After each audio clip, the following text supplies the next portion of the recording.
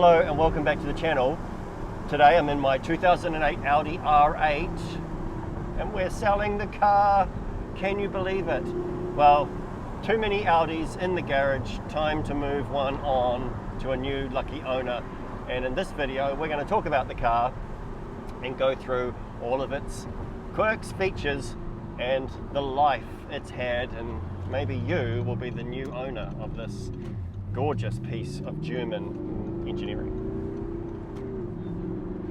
So in June 2008, a gentleman by the name of Dr. Don took possession of this car in Singapore, at Audi Singapore. Obviously this would have been his pride and joy. He spec'd the car from new, built in Germany by hand, just like all of the R8s are. And he has spec'd this beautiful piece of equipment in Daytona grey paint with oxygen painted side blades, Mustang brown leather interior. He's got the Alcantara headliner option, B&O sound system. You know, he's pimped this car, and he's opted for the premium package because he has opted for the R-Tronic gearbox, sometimes known as the F1 gearbox. It's essentially a robotic clutch and gearbox. You change the gears through the flappy paddle gearbox on the steering wheel or through the beautiful handcrafted aluminium gear stick, and you can just drive this car like a manual if you prefer, or you can drive it as auto. Now I know what you're thinking. You're thinking, Aaron, no, the car to get is the R8 V8 or V10 manual. You've got to have the gated manual. Well, I'll talk about the gated manual cars afterwards, because I do have two gated manual cars. They're not for sale, but I'll show you those and I'll talk about the differences. But this car is buttery smooth when it comes to changing through the gears, because I've put in a new clutch, and that's definitely something that you'll be wanting to do if you're looking to buy an R8 with kilometers up in the range that this one is. This one's done 91,000 kilometers. Now I purchased the car from Dr. Don at 60,000 Ks, and it was serviced all the way through the 60,000 K ownership at one place, and that's Audi Singapore, and fully stamp book, fully service history, meticulously looked after by him. And I purchased the car off Gary Sutherland, and he is a buyer for Duttons Garage, and I happen to know him through my brother-in-law, and he had sourced this car to put into the stock, into Duttons stock, and I kind of intervened and said, look, I want the car before it arrived on the ship. So I got first option, and I've taken possession of it. Now, it's the first supercar that I've ever had, so there's a bit of a sentimental attachment to this car, and as such I looked after this car meticulously right through to present time. It's been down at Archibald's Audi, serviced by Craig Grange down there, who now works at Christchurch BMW. For those in the know, they will know that Craig is a born-again Audi fanboy, and you know, he knows and loves these cars as much as we do. So he has looked after the car for me. He's been the one that's arranged to have the clutch fitted by the Audi tech experts, the R8 experts. There are, incidentally, special trained engineers that go to Germany and learn how to do maintenance work on the Audi R8, because it's such a special and unique car. It's made in a different factory to all of the other Audis, and it's made by hand, and as you probably know, it's actually no longer made because it's the end of an era. They have now finished. This year marks the end of the Audi R8. No more. Naturally aspirated V8 car, just beautiful to drive on these roads like this one here in the Port Hills. And I live on the Port Hills, so I just get straight out onto these roads and up and around. Mwah, just superb, just superb. So I purchased the car, as I said, 6 years ago in 2017, and I've done an awful lot of driving around the South Island in this car. It's just been absolutely amazing. There's been so many fun trips and memories in the car. It's never actually been to the North Island, which is kind of sad, but it's certainly done all of the South Island. And over that time, I've spent about $35,000 maintaining the car. And the bulk of that was on jobs like the clutch, because the clutch and the flywheel, as I said, it is a job you want to do on these cars. Now you'll want to do it on both the manual cars or the R-Tronic cars. I've done it on two of my Audi R8s, this one and my V10. My other V8 is actually hasn't done enough Ks for it to need a clutch. It's only done 24,000 Ks, so it's basically like new. You definitely want to do the clutches, they do wear, but this one is feeling absolutely beautiful. And if you've ever test driven an R-Tronic car with a bad clutch, it'll really put you off the R-Tronic system. But if you've test driven one with a good clutch or a new clutch, it's just beautiful. I've got too many cars in front of me now to do the full demo because it's morning traffic and that was a stupid time to come out on the road. So what else can I tell you? What else have I done? That 35,000 obviously isn't all a clutch, right? No, the clutch is probably only about 12 or so. Things like new tyres, Michelin Pilot Sport 4S's all round. Now they make a huge difference as well to the Audi R8s, especially these first generation cars, which are my favourite design cars. The Pilot Sports are a lovely soft tyre. They and that's important on the R8s, because if you've got one of the hard cars tyres like the Continentals, you'll get a kind of a chatter when you turn, and you'll see this on the Audi forums as well. So when you do a hard lock on the cars, you'll kind of get a tuck, tuck, tuck, tuck as you're turning. Now, that's partly the Quattro system in the four-wheel drive setup on the car, but with these Michelin Pilot Sports, it completely changes that, and you don't get that kind of severe sort of jerking that you get on the really tight corners. I guess I've had an awful lot of experience with R8s, so I actually have 3 of them, counting this one, and I've got to learn an awful lot about them and all their little quirks and features. And speaking of quirks and features, we've got to talk about Magride. This car has Magride. Now, magnetic ride suspension. It's essentially a sports suspension system that applies an electromagnetic field, I guess, around the. It's got metal particles, I think, somehow in the oil on the shocks, and when you apply electric charge to it, it tightens up the shocks and essentially gives you a firmer, sportier ride. Great system.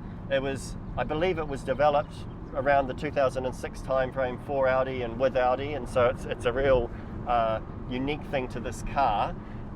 And you will read on forums that this Magride can leak over time. It wasn't the world's best, most robust system. Now, these Magrides are good. You need to get underneath the car, and I'll show you underneath this car soon, but you do need to get underneath the car that you're looking for, and you need to look at those Magrides to make sure that there's no oil leaking from them in any way. This car has done 91,000 Ks. It's uncertain how much longer these Magrides will hold out.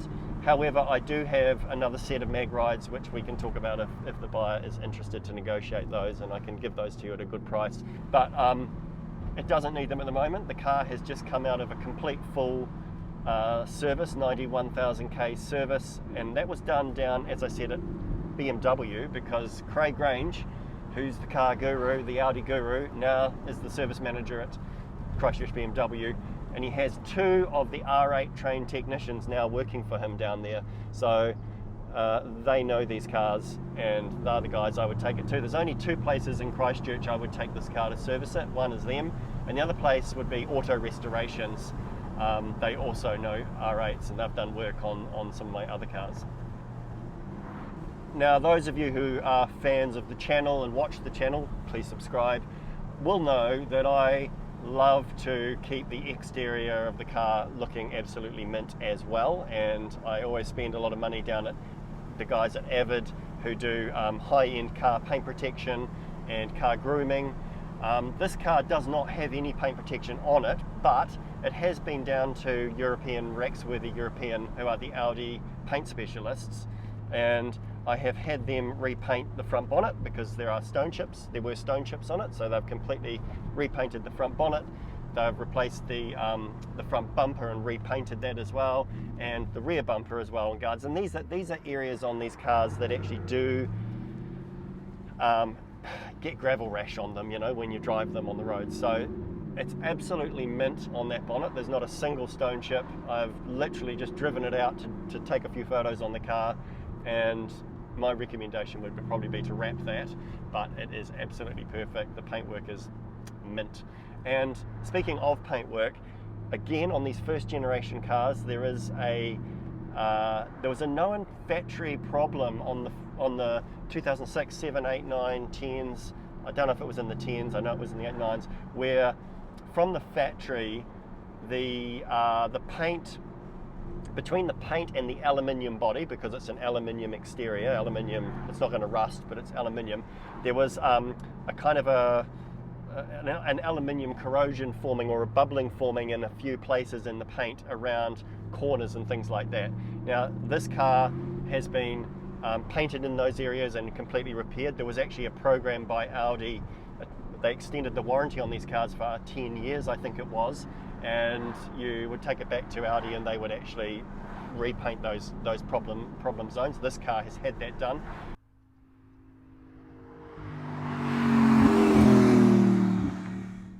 Now the other thing about these cars is, and the Lamborghinis of the same time, which have the same engine, because there's parts that the Lamborghini Gallardo shares with this car, they're sort of brother and sister cars.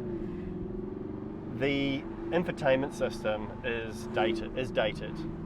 Let's not beat around the bush. Now it's got a B&O sound system, so the speakers and the amps are superb, but the head unit, so to speak, is dated. Now it's original.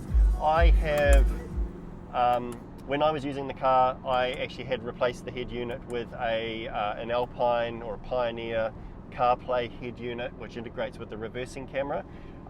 Costs around $1,000 to $1,500 to get one of those installed, and you can source a proper Audi faceplate that goes in there.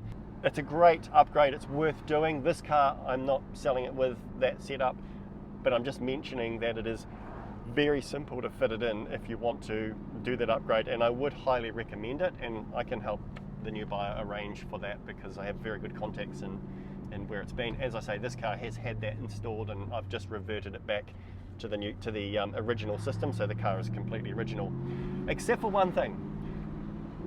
The exhaust is not original, and there's a reason for that. The standard exhaust that come on these Audi R8s is pathetic.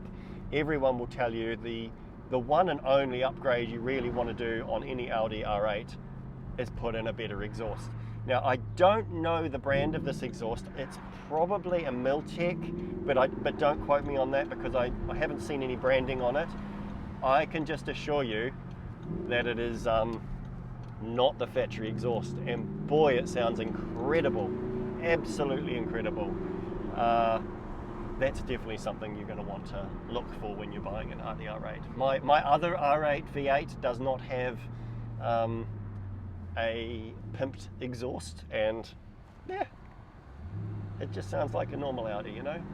This sounds awesome, especially around the hills when you're getting that lovely echo of sound coming off the edges of them.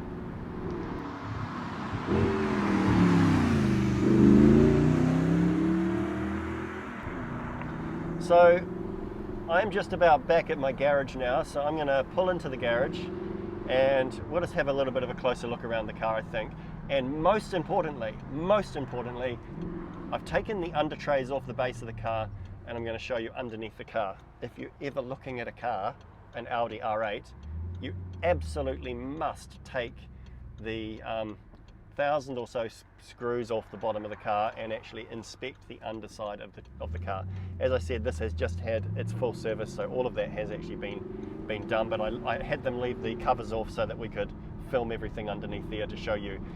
Also, I should point out, and this is again from experience, I've got two cars that I've imported from England, and this car being a Singapore imported car, a lovely, warm, dry country, no rust. In my two English R8s, there's rust underneath the car, on bolts, on clamps, in little places that aren't really going to mechanically cause any trouble, but it is rust, and I hate rust. This car is absolutely perfect underneath. Not a single ounce ounce. Do you measure rust in ounces? Not a single grain of rust. So anyway, let's just jump into the garage and take a wee look.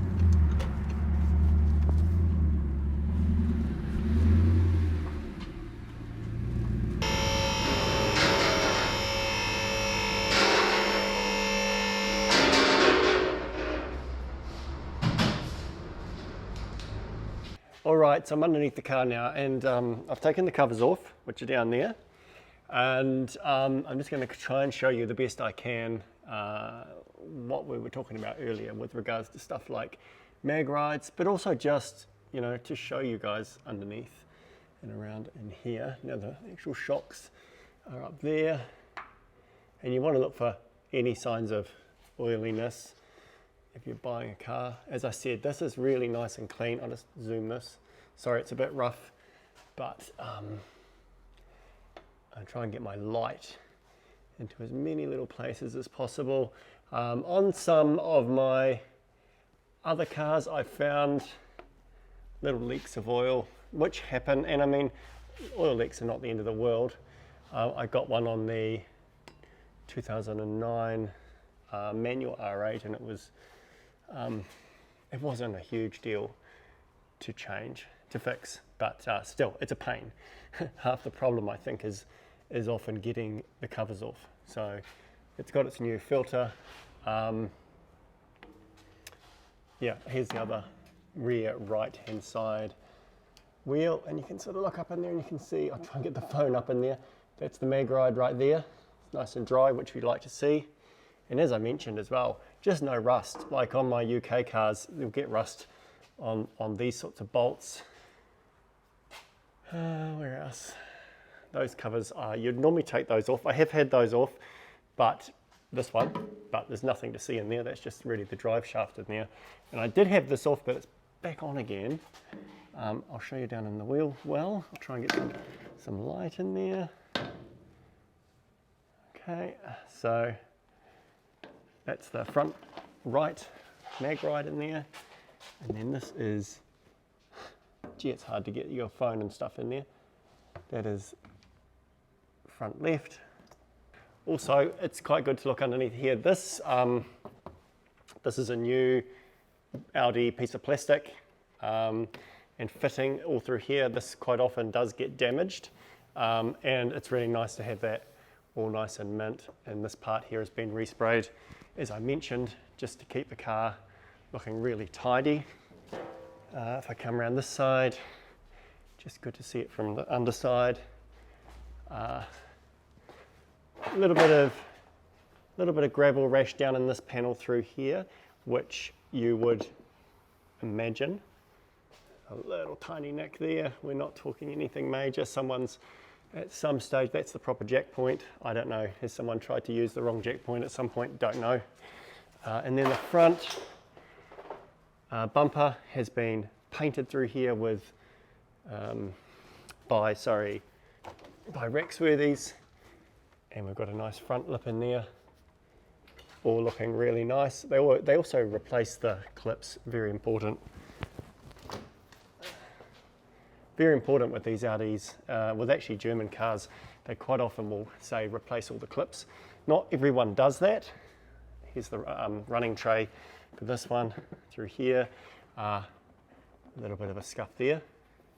Again, that panel through there is quite easy to repaint if you ever do need to, but you don't normally see it, and it always gets gravel rash around it. So wheels are good, tyres are good. The wheels they're not absolutely perfect. They've been scuffed in the past, and Elite Wheels have fixed them. That was the rear right. This one here is the right front. My brother-in-law works at Tyre City, and he is one of the best wheel aligners apparently in the country. At least that's what I'm told. I'd obviously be biased, I guess, but he certainly keeps our cars all well wheel aligned and make sure that the tyres are all tickety-boo. In terms of the treads on these ones, there we go. So that's the rear right. Here is front left. And come around to this side. Here is front right. Always check the insides of these as well. And here is rear left. So, yeah, as I mentioned, Michelin Pilot Sports 295 30s, ZR19 Pilot Sport 4S's, very nice tyres, very nice. And of course, while we're out here, that's a 2008 R8. Just for comparison, this is a 2009, and this one's manual, and it's not for sale because this one I'm keeping, but looks the same inside, except it's got a manual stick. I do love this one because it's in sprint blue. The other thing about these cars, we love seeing the engines in through the back. The differences between the V8s and the V10s, well, you can count these fins, 1, 2, 3, 4 on the V8s and just 2 on the V10s. This is a 2010 V10 Spider, and if you've been watching the channel, this one has toured all around France with us, done 6,000 Ks. You should check out the video on that one because it's pretty awesome. Actually, I almost finished the video and forgot the interior, to show you the interior. So, as I mentioned, it's teak brown, which is one of the launch colors, which I really like. And it's got the, what do they call it, the exclusive leather pack. So I'm just going to kind of show you and point out anything that I think is, you know, not perfect. I mean, remember, you're not buying a new car. I quite like the fact that the stitching is in matching. As I mentioned, the head unit already, easy to pull that out and change that. This is all leather through the top here. What else have we got? There's the lovely gear stick I was telling you about, which when you run this in R-Tronic mode, you've basically just tilt it to the side to switch it in and out of auto or manual, and then you can either go up and down through the gears, or you can use the little mouse ears there to change the gears. What else? And behind the seats. The thing about these is a surprisingly good amount of room, and certainly way more room than you'd get in, say, the Spider. So you open the seats, you can tip them back. Funny enough, there's a little net in there, which is odd. I think it's because they're the same seats from some of the RS cars. There's a CD changer down in there, place to put some luggage in behind the seats, something that you do not get on the Spider cars. Also electric seats with forward and back tilt and with lumbar support. Both passenger and driver seats are electric. If I come around to the other side, there's the lovely engine through there. There's a little bit of wear down and through here. Again, typical of its age. A little bit of scuff down through there, also typical of its age. If I come into the back, they're kind of like symmetrical to each other. Down in there.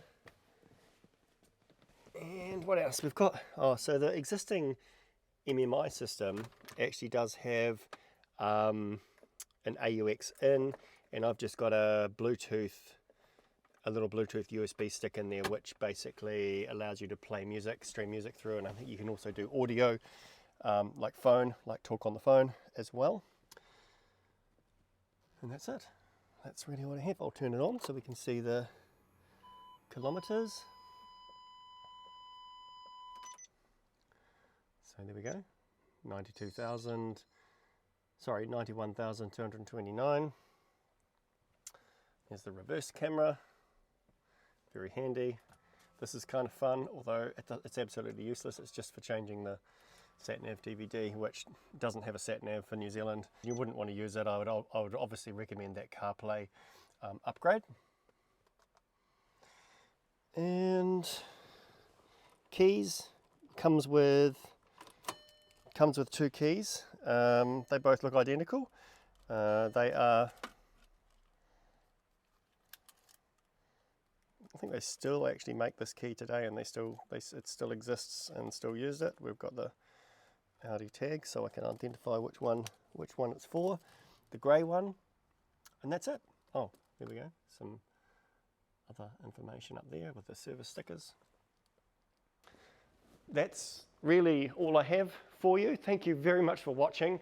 If you've got any questions, comment down below or ask me questions on the sale auction, and happy bidding.